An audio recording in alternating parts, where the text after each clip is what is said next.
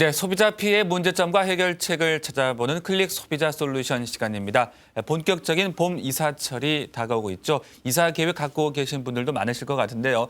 최근에는 대부분 이제 이사 대행 업체를 많이 이용하실 것 같습니다. 물론 상당히 편리하고 번거로움을 덜 수가 있겠습니다만은 또 여러 가지 피해 때문에 마음 고생하시는 분들도 적지 않다고 하니까요. 오늘 클릭 소비자 솔루션 시간은 이사 서비스에 대한 관련 피해 내용과 대처법까지 자세하게 짚어보도록 하겠습니다. 오늘 자세한 도움 말씀 주시기 위해서 한국소비자원 피해구제본부 서비스팀의 송성덕 차장님 나와 계십니다. 안녕하십니까? 네. 자, 요즘 그 이사를 하실 때 대부분의 사람들이 이 편리하게 이사를 할 수 있는 이사 대행 업체를 많이 이용하고 계실 텐데요. 이사 대행 업체 이용자들의 그 수가 얼마나 증가하고 있습니까? 지금 네, 이제 날씨가 따뜻해지기 시작하면 네. 그 본격적인 이사철이 시작됩니다. 이제 주로 그 설 연휴가 끝나고 2월 말부터 그 3월에 이사를 하는 분들이 많은데요. 그 이사 업계에서는 그 봄이 되면 그 매출이 한 30% 정도 증가하는 것으로 추산하고 있습니다. 네. 그 이사 대행 업체는 전국적으로 약 한 5,700여 개 정도가 영업하고 있습니다.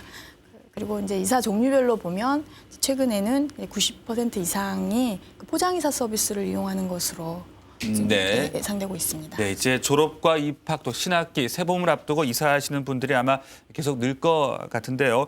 이렇게 이사 대행 업체를 이용하고 나서 피해를 보는 경우도 또 생기고 있다면서요. 네, 그렇습니다. 그 적지 않은 비용을 지불하고 그 이사 서비스를 이용했지만 그 피해를 입었다는 분들도 계신데요. 그 이사 서비스와 관련해 그 한국소비자원에 접수된 피해 건수를 살펴보면요. 2007년도에는 소비자 상담이 2,178건, 그 피해 구제 접수는 251건이었고요. 2008년도에는 소비자 상담 2,620건, 피해 구제 접수가 267건, 그리고 작년인 2009년도에는 2,968건의 소비자 상담과 236건의 피해 구제 신청이 접수되었습니다. 네, 소비자 피해 접수가 이제 계속 증가하는 추세를 보이고 있는데 이제 아무래도 이사 서비스나 포장 이사를 이용하시는 분들이 많이 늘고 있다라는 또 이야기가 될 수도 있겠고 또 좀 아무래도 가격이 싼 이사 대행 업체만을 좀 찾다 보니까 좀 문제가 생길 수도 있지 않을까요? 네, 이제 그럴 소지도 있다고 보입니다. 그 이사 비용은 분량이나 거리 또 심지어 그 아파트 층수에 따라서도 그 가격이 많이 달라집니다. 그렇죠. 네, 날짜도 그 이사 비용을 좌우하는 중요한 변수가 되는데요. 주말이나 또 소위 그 손 없는 날에는 대부분 10% 정도의 그 할증료가 붙고요. 또 5톤짜리 탑차를 부르는 데는 그 기본료만 그 35만 원에서 65만 원 정도의 비용이 듭니다. 네. 그리고 그 포장이사의 경우에 그 일반 이사보다 비용이 한 2배 이상 비싸다고 네. 보시면 됩니다. 그 이런 이사 비용의 부담을 좀 줄이기 위해서 간혹 그 소비자들은 그 무허가 업체와 계약을 체결하는 경우도 있는 것 같습니다. 하지만 이런 무허가 업체를 이용하는 경우에 그 피해가 발생했을 때에는 그 보상을 받기가 어려울 수 있습니다. 네. 네, 기본적으로 그 이사 업체는 즉 그 화물 자동차 운송 주선업 허가를 받기 위해서는 500만 원 이상의 피해 보상 이행 보증금을 애취하거나 피해 보상 이행 보증 보험에 의무적으로 가입하도록 되어 있어서 분쟁이 발생했을 때 피해 보상을 받을 수 있지만 무허가 업체를 이용하는 경우 이런 보상이 힘들 수 있습니다. 네, 이제 크게 일반 이사와 포장 이사로 나눌 수가 있을 텐데 아무래도 좀 이렇게 편리하고 번거롭지 않다 보니까 포장 이사를 많이 이용하게 되고요. 포장 이사 비용이 좀 높다 보니까 이제 인터넷으로 무조건 좀 싼 업체만을 찾다 보니까 허가를 받은 업체인지 아니면은 무허가 업체인지 잘 확인을 해보지 못하고 계약을 맺는 경우가 종종 있다 보니까 피해가 더 늘 수가 있을 것 같은데 아무래도 이제 허가 업체를 이용하시는 것이 더 이제 안전할 수가 있겠습니다. 네. 네. 자, 그럼 여기서 막 전화가 도착이 돼 있다고 하는데요. 또 이야기 나눠보겠습니다. 나와 계시죠? 안녕하십니까? 예, 안녕하세요. 네, 자, 이사를 하시다 어떤 문제를 당하신 걸까요?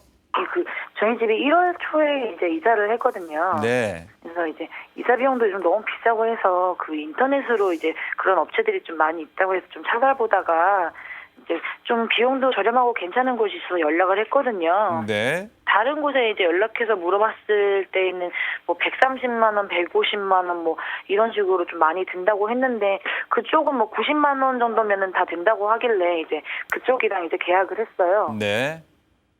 근데 그 인터넷으로 이제 거래를 한 거라서 이제 뭐 계약금이랑 이런 거는 다 계좌이체로 주고받고 했고 이제 계약서를 제가 제 이메일로 이제 송부를 받았거든요. 네, 인터넷으로 이제 검색을 하시다가 아무래도 이제 가장 싼 그 이사 대행 업체와 함께 계약을 맺으셨다라는 말씀이신데 네. 어떤 문제가 생기신 걸까요? 그 처음에 이제 이사 다 하고 짐 옮기고 이제 새 집에 다 들어갈 때까지는 잘 몰랐는데 이제 이사업체 다 돌아가고 이제 정리할 때 보니까 이제 동생이 타는 그 산악자전거 같은 자전거 한 대랑 그다음에 붙박이 에어컨 있잖아요. 이렇게 너무 큰 거 말고요. 네. 그런 거랑 공기청정기가 다 없더라고요. 아하, 예. 처음에는 이제 좀 깊게 좀 깊숙이 박혀있나 해서 짐 정리하다가 나오겠지 이러고 계속 짐 정리를 했는데 계속 찾아도 며칠이 지나도 계속 없는 거예요. 근데 제가 분명히 그 처음에 이사할 때 짐을 옮길 때 동생이 이제 자전거를 다 포장해서 가지고 나오고 이사 트럭에 들어가는 것까지는 분명히 봤었거든요. 네. 그래서 이제 이사업체에 전화를 해서 이 물품들이 없다고 얘기를 했더니 뭐 자기들은 트럭에 있는 짐을 다 안 빼놓고 실었고 내려주고 갔다고 하더라고요. 그래서 네. 이쪽에서 이제 못 찾은 것 같다고 다시 한번 잘 찾아보라고 이렇게 얘기를 했어요. 네. 근데 그 저희가 잊어버린 게 뭐 작은 뭐 장신구나 뭐 이런 기금속 이런 게 아니고 좀 덩치가 꽤 큰 물건이라서 이게 안 보일 수가 없는 거예요. 저희가 아무리 네. 찾아도. 그러니까요. 뭐 이 눈에 잘 안 보이는 작은 물건도 아니고 뭐 네. 자전거나 뭐 에어컨, 공기청정기면은 이제 상당히 눈에 금방금방 띄는 그런 덩치가 큰 물건들인데 어떤 문제가 지금 발생을 해서 그렇게 된 건지 참 의아해지는데 이후에 네. 합의나 보상은 요구를 해 보셨습니까? 이제 우리 입장에서는 분명히 이제 이삿짐을 아무래도 업체에서 옮기다가 빠뜨렸는지 아니면 무슨 문제가 생긴 것 같았거든요. 네. 그래도 이제 저희도 그 물건을 내리는 것까지는 못 봤으니까 어느 정도 이제 우리 잘못도 있겠다 싶어서 이제 100%다 배상을 요구하진 않고 처음에는 이제 한 5, 60% 정도는 그 정도 퍼센트 정도는 이제 배상을 우리한테 해줘야 되는 게 아닌가 해서 얘기를 했어요. 네. 근데 자기들은 절대 배상을 못 해준다고 하면서 책임이 없다고 계속 우기다가 이제 우리가 알아보니까 소비자원에 뭐 신고를 해라 뭐 이런 말을 듣고선 그럼 거기다 신고한 50%까지는 배상을 해주겠다고 이제 처음에 말을 했거든요. 네. 그래서 이제 저희가 이제 보상을 받으려고 그 물건들의 금액을 다 이제 좀 계산을 해보니까 80만 원이 좀 넘었어요. 네. 이제 50%만 보상을 해주겠다고 하니까 이제 한 45만 원만 그럼 배상을 해달라 이렇게 말을 했죠. 근데 알았다고 하더니 계속 배상을 미루고 안 해주고 뭐 전화도 안 받고 이러는 거예요. 네. 그래서 한 1월 말까지도 계속 배상을 안 해주길래 이제 그런 건 구청에 가가지고 뭐 민원 접수를 하는 방법도 있다고 하더라고요. 네. 민원 접수를 하려고 가서 업체 뭐 명의랑 뭐 이런 걸 얘기를 했더니 그 이사업체가 이제 등록이 안 돼서 조회가 안 된다고 하면서 이제 법적으로 허가를 안 받은 것 같다고 얘기를 하더라고요. 네. 그래서 뭐 민원 제기할 방법도 저 없는 것 같고 지금도 전화를 계속 하는데 잘 안 받고 받으면은 뭐 줄 거다 좀 기다려라 계속 미루기만 하는데 제 생각에는 이렇게 얘기하고 그냥 계속 안 줄 것 같거든요. 예. 그래서 이렇게 좀 보상을 받을 수 있는 방법이 좀 어떻게 되나 싶어서 전화를 네. 드렸어요. 일단 45만 원 정도 받겠다고 서로 합의는 보셨는데 예. 실제 돈은 아직 받지 못했다라는 말씀이시고 네. 네, 이 법적으로 허가를 받지 않은 이사 대행 업체이기 때문에 그 어떤 법적인 대책을 강구하는 것이 좀 어려워지고 있는 것은 아닌지 염려가 되는데요. 어떻게 피해 보상을 받으려면 어떻게 하는 것이 좋을까요?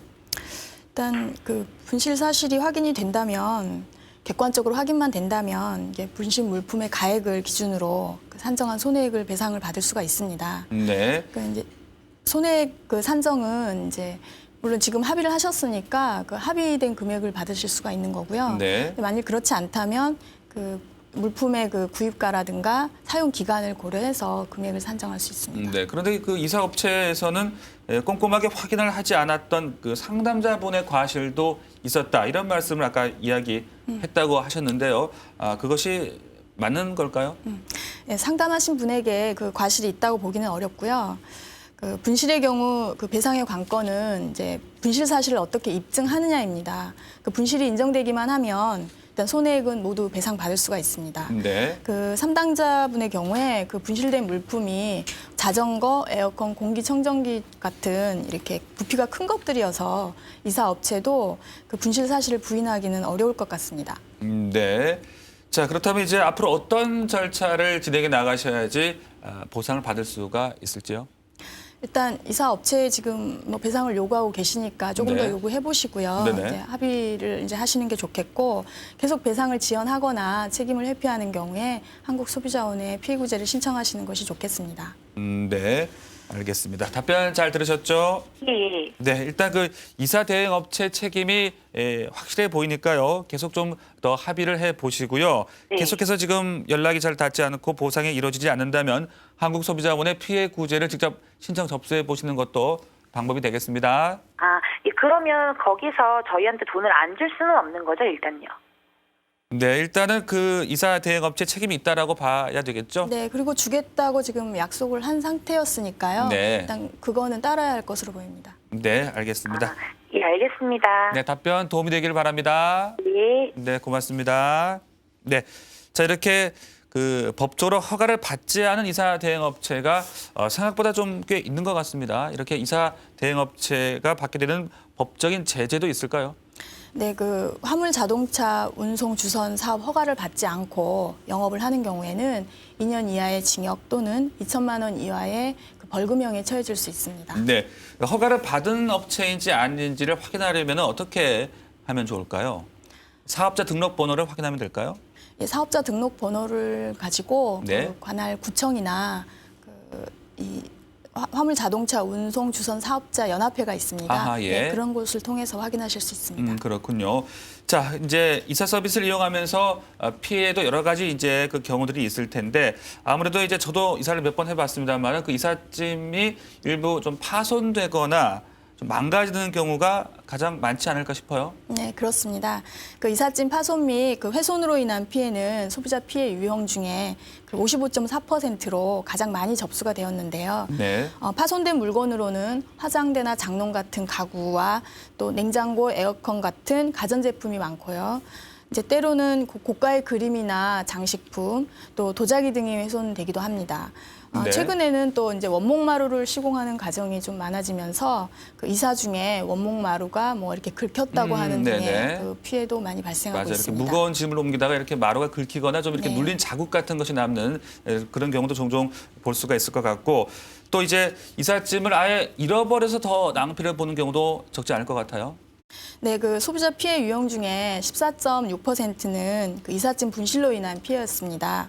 그 이 경우 그 이사 업체에 연락을 하면 그 분실 사실을 회피하거나 또 이사 물품에 대해서 일일이 확인할 수 없었다는 식으로 그 인정하지 않는 경우가 많습니다. 네. 그 이럴 때 그 소비자 입장에서는 그 물품이 이제 분실된 상태임을 그 입증하기가 대단히 어려워서 보상을 네. 받지 못하는 경우가 많습니다.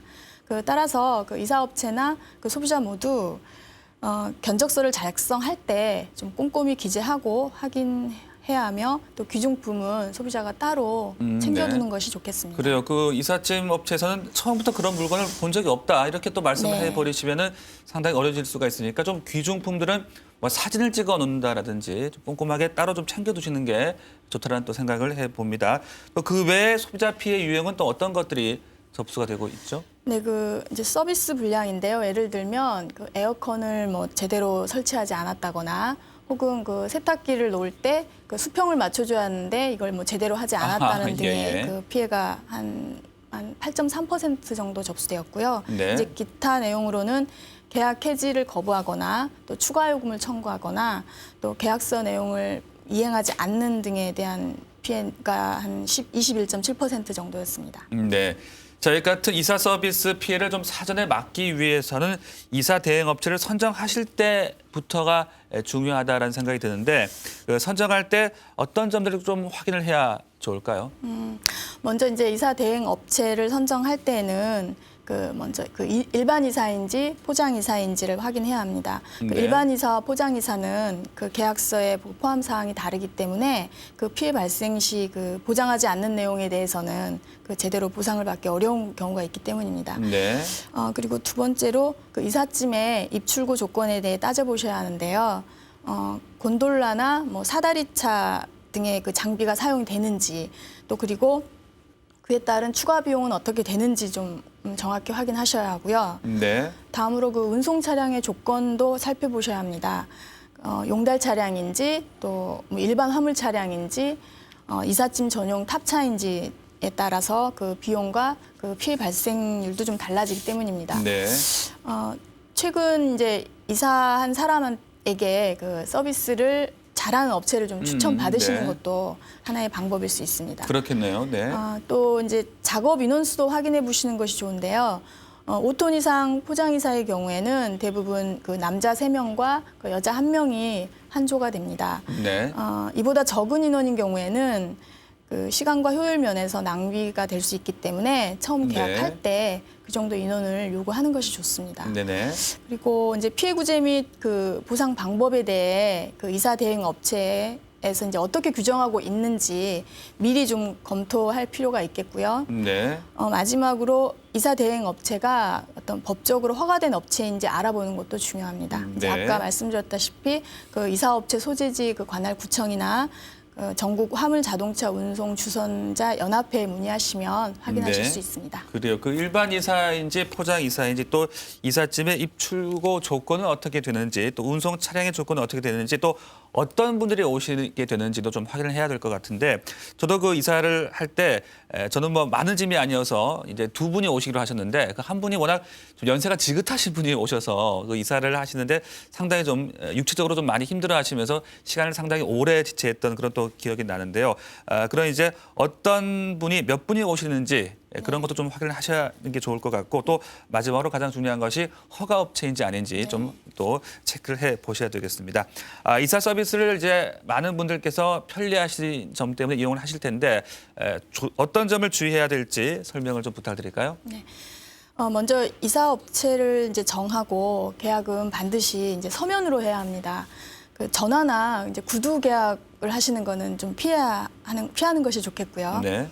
계약을 체결한 후에는 그 이사 업체의 상호, 대표자, 또 주소가 명시된 그 계약서를 반드시 좀 수령을 해야 하는데요. 네. 만약에 계약서를 주지 않는 경우에는 꼭 달라고 그 요구를 하셔야 합니다. 네. 그리고 그 사업자 등록상의 상호와 또 대표자 명이 뭐 기재가 안 되어 있다면 물어서 계약서에 정확히 기재를 하셔야 또 피해를 예방할 수 있겠고요. 네. 또 계약서를 교부를 이제 받은 후에 받기 전에 먼저 그 차량 크기와 대수 또 그 작업자 수 또 정리정돈 내용 네. 또 이용 장비 등 그 작업 조건 또 에어컨 설치 여부 등을 좀 분명하게 기재를 해야 합니다. 네네. 또 물품 수량이나 가전제품 등의 어떤 상태를 기재할 수 있는 견적서를 함께 작성하는 네. 것도 좋은 방법입니다. 또한 그 귀중품 등 귀중품은 이제 뭐 별도로 챙기시는 건 당연하고요. 그 외에 이제 또 중요한 물품들이 많이 있으니까 이런 것들은 그 계약서에 기재를 좀 요청해서 그 물품이 존재했다는 것을 분명하게 해둘 필요가 있습니다. 네. 분실의 경우 아까도 뭐 나왔다시피 소비자가 이사 직전에 그 해당 물품이 존재했었다는 사실을 입증해야 하는데 네. 이는 현실적으로 좀 매우 어려울 수 있기 때문에 미리 리스트를 작성하는 것이 현명한 방법입니다. 네. 마지막으로 그 이삿짐 파손, 분실 등의 피해가 발생하면 현장에서 바로 피해 내용을 그 확인할 수 있는 확인서를 받아두는 것이 좋습니다. 이제 피해 사실을 증명하는 그 증거를 사진으로 찍어두셔도 좋고요. 요즘에 네. 뭐 휴대폰 카메라가 뭐 잘 돼 있고 하니까 네. 바로바로 찍어둘 수 있거든요. 이후 그 또 이사업체에 또 즉시 연락을 좀 취해서 피해 사실을 알리고 보상을 요구해야 합니다. 네, 알겠습니다. 자, 이사 계획 갖고 계신 분들 오늘 말씀 잘 참고를 해서 별 피해 없도록 꼼꼼하게 체크를 해보시기를 또 당부를 드리겠습니다. 지금까지 이사 서비스 관련 소비자 피해와 함께 대처 요령까지 자세하게 짚어봤습니다. 오늘 도움 말씀에 한국소비자원의 송성덕 차장님과 함께했습니다. 말씀 고맙습니다. 자, 오늘 시간 여기서 모두 마치고요. 전 내일 오전 11시에 다시 만나 뵙겠습니다. 끝까지 함께해 주신 여러분 고맙습니다.